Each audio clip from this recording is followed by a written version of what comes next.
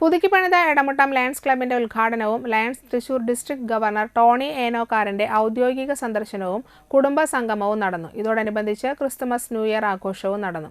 Edamuttam lions club president Ajith Tharayil അധ്യക്ഷത വഹിച്ചു.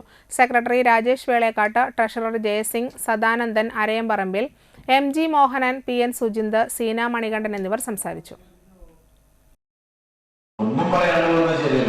ഞാൻ എന്റെ വീരസാഹസങ്ങൾ പറയാനാണ് എന്നോട് വന്നത്. അതുകൊണ്ട് തന്നെ ഞാൻ അതിലേക്ക് കടക്കുന്നില്ല. വളരെ ഭംഗിയായിട്ട് തന്നെ ഞാനത് ഡയറക്ടർ ബോർഡിൽ പറഞ്ഞു. വളരെ സർവീസ് ചെയ്യുന്ന ഒരു ക്ലബാണ്, വളരെ ഭംഗിയായിട്ട് സർവീസ് ചെയ്യുന്ന ഒരു ക്ലബാണ്.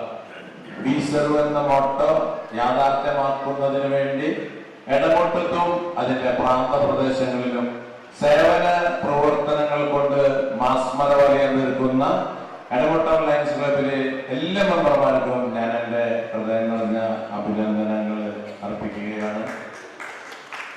നമ്മളൊക്കെ സർവീസ് ചെയ്യാനായിട്ട് ഞാൻ ബോർഡിൽ പറഞ്ഞു.